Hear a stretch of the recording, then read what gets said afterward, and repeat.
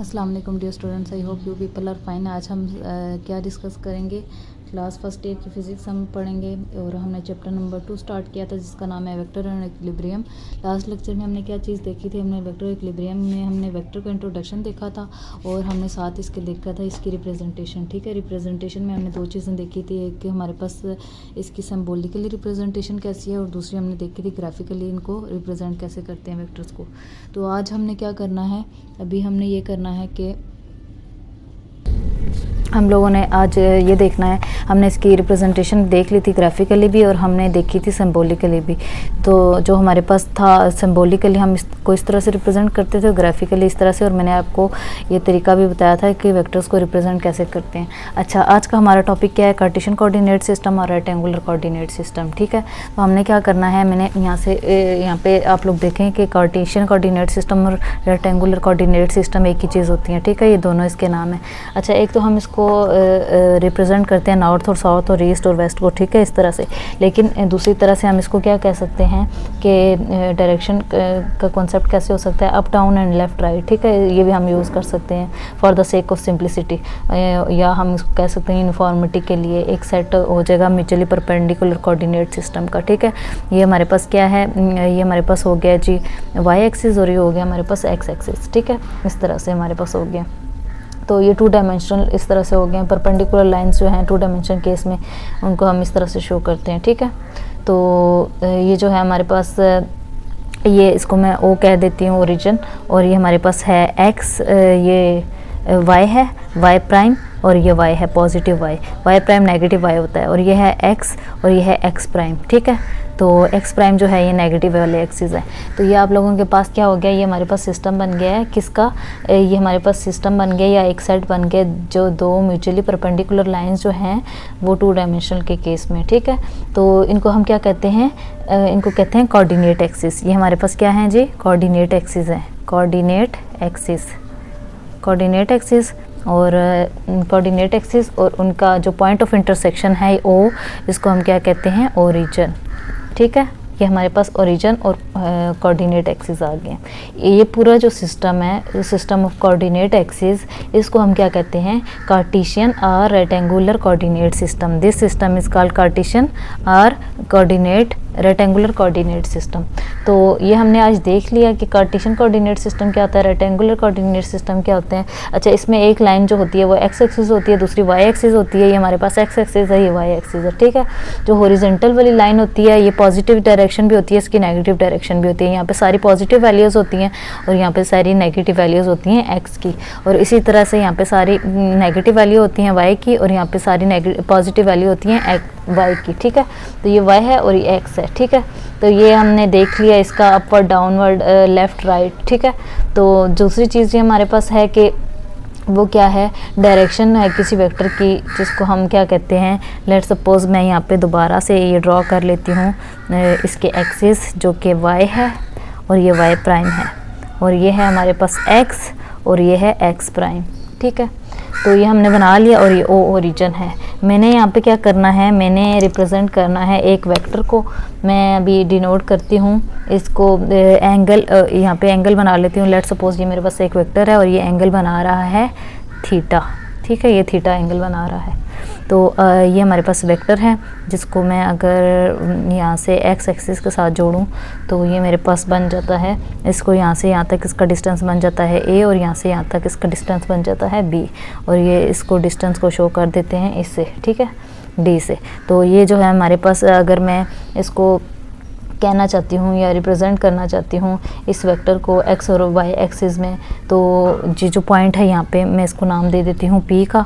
ठीक है, तो पी को मैं कैसे शो करूँगी कि इसके कोऑर्डिनेट्स क्या क्या हैं, एक्स है और वाई है, ये पी के कोऑर्डिनेट्स हैं। ठीक है, इसका मतलब क्या है कि हम एक पी पॉइंट पे रीच कर चुके हैं। यहाँ से हमने स्टार्ट किया ओरिजिन से, पी पॉइंट पे हम मूव करते करते गए, हमने ए डिस्टेंस कवर किया। ठीक है, तो ए अलोंग हमने पॉजिटिव एक्स एक्सिस किया और बी अलोंग हमने पॉजिटिव वाई एक्सिस किया। ठीक है, तो हम कहाँ पहुँचे, पी पॉइंट पे जिसके कोऑर्डिनेट है एक्स और वाई। ठीक है, या ए और बी भी कह सकते हैं इसको। तो हमने डिस्क्राइब की इसकी डायरेक्शन 2 वेक्टर्स, किस में, ये एक वेक्टर की हमने डायरेक्शन यहाँ पे रिप्रेजेंट की किस में, 2 डायमेंशनल में, ठीक है, एक्स और वाई एक्सिस, ठीक है।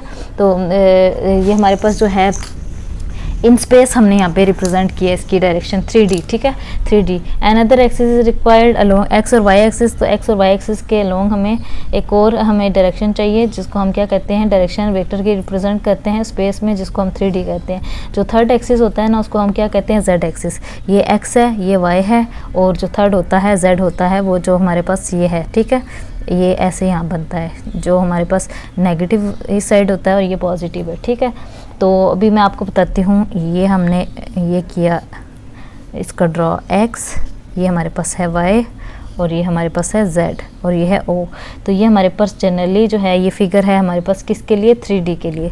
ये 3D की हमारे पास है, और यहाँ हमने जो है 2D की बनाई है, लेकिन हमने जो हमारा वेक्टर है उसको रिप्रेजेंट किया जेड एक्सिस के लोग। तो ये हमारे पास बन जाता है जेड एक्सिस। तो ये पॉजिटिव एक्स एक्सिस है, तो अगर मैं इसको इस तरफ से एक्सटेंड कर दूं, ये एक्स प्राइम बन जाता है, नेगेटिव एक्स एक्सिस बन जाता है। इसी तरह इसको एक्सटेंड कर दूं तो ये वाई प्राइम बन जाता है नेगेटिव, और इसी तरह से जेड को मैं यहाँ पे एक्सटेंड कर दूं तो ये बन जाता है Z prime negative Z axis. तो ये हो गया हमारे पास कुछ इस तरह से 3 डायमेंशन केस में हमारे पास ये जो जितनी भी लाइंस है हमने जिनको रिप्रेजेंट किया एक्स एक्सिस से, वाई एक्सिस से और जेड एक्सिस से, ठीक है। तो ये हमने इसका इस तरह से शो कर दी। 2 डायमेंशन के केस में क्या होता है, एक वेक्टर लाई करता है प्लेन के अंदर, ठीक है। उसमें क्या होता है कि एक एंगल होता है जिसको हम अल्फ़ा कहते हैं with respect to X axis के रिस्पेक्ट से उसको अल्फ़ा कह देते हैं, वाई एक्सिस के रिस्पेक्ट से उसको हम बीटा कह देते हैं, ठीक है। तो वो जो हैं उनको हम इस तरह से रिप्रेजेंट करते हैं ताकि उसकी एग्जैक्ट लोकेशन हम रिप्रेजेंट कर सकें। फॉर एग्जांपल मैं यहाँ पे क्या कहती हूँ, इसको हम इस तरह से ड्रॉ कर लेते हैं आपको समझाने के लिए कि ये हमने क्या किया, ये एक्स एक्सिस के लॉन्ग जो एंगल बन रहा है मैं इसको कहती हूँ अल्फ़ा, और वही जो वाई एक्सिस के लॉन्ग एंगल बन रहा है ये है बीटा, ठीक है। तो इस तरह से भी हम इसको रिप्रेजेंट कर सकते हैं। और लेट्स सपोज ये एक वेक्टर ए है, ठीक है। तो बुक पे भी आपको ये सारी फिगर्स मिल जाएंगी इजीली, तो आप लोग वहाँ से भी समझना चाहो तो समझ सकते हो। तो इसी तरह से एक वेक्टर जो लाई करता है हमारे पास 3 डायमेंशन में, तो वो हमारे पास ये हमारे पास अभी हमने 2 डायमेंशन को डिस्कस किया, और जब हम जेड को भी इन्वॉल्व कर लेंगे तो 3 डायमेंशन बन जाएगा। तो अगर जब हम कहते हैं कि एक वेक्टर लाई करता है 3 डायमेंशन में, तो उसकी डायरेक्शन को हम किस तरह से शो करते हैं, एंगल जो एक्स एक्सिस है वो अल्फ़ा बनाएगा, वाई एक्सिस है जो बीटा बनाएगा, इस तरह से जेड एक्सिस जो है उसको हम क्या कहेंगे कि वो गैमा बनाएगा। तो जेड एक्सिस यहाँ से लेकर हमारे पास यहाँ तक इस वेक्टर तक जो है हमारे पास क्या बना रहा है, गैमा, ठीक है। तो ये हमने इनको हमने क्या कहा कि इस तरह से हमने इनको रिप्रेजेंट किया। तो ये हमारे पास क्या था, कार्टेशियन कोऑर्डिनेट सिस्टम या रेक्टेंगुलर कोऑर्डिनेट सिस्टम। तो नेक्स्ट लेक्चर में इंशाल्लाह हम एडिशन ऑफ वेक्टर भी करेंगे और उसके साथ एग्जांपल भी देखेंगे एक, और ये वाला टॉपिक एडिशन ऑफ वेक्टर वाला उसको ग्राफिकली भी रिप्रेजेंट करेंगे और ज्योमेट्रिकली मेथड भी स्टडी करेंगे जिससे हम वेक्टर को ऐड कर सकते हैं। तो आई होप आपको आज का लेक्चर समझ आया होगा, और आप लोगों ने अब क्या करना है, इस लेक्चर की अच्छे से प्रैक्टिस कर लेनी है, इसको ड्रॉ करना है, और 2-3 बार आप लोग ड्रॉ करोगे, अच्छे से प्रैक्टिस करोगे तो इस कॉन्सेप्ट को आपने अच्छे से तैयार कर लेना है। आई होप आप लोगों को मेरा आज का लेक्चर समझ आया होगा। अपने बाकी फ्रेंड्स के साथ भी शेयर कीजिएगा और मेरा चैनल भी ज़रूर सब्सक्राइब कर दीजिएगा। और साथ साथ आप लोगों ने अगर इंग्लिश ग्रामर सीरीज़ देखनी है, एक्टिव पैसिव और टेंसेस देखने हैं, तो वो भी मेरे चैनल पे मौजूद हैं, तो आप लोग वहाँ से अच्छे से उसको समझ सकते हो। इजी मेथड से मैंने करवाए हुए हैं आप लोगों को। साथ मैंने पेयर ऑफ वर्ड्स की सीरीज़ भी स्टार्ट की हुई है, उसके साथ वोकैबुलरी भी स्टार्ट की हुई है, और साथ साथ हमने टेंसेस भी कर लिए हैं, एक्टिव पैसिव भी कर लिए हैं, और नेक्स्ट हम इंशाल्लाह मॉडल वर्ब्स के एक्टिव पैसिव बनाना सीखेंगे और इम्पेरेटिव वर्ड्स के एक्टिव पैसिव बनाना सीखेंगे। तो ये था आज का लेक्चर। जज़ाकल्लाह।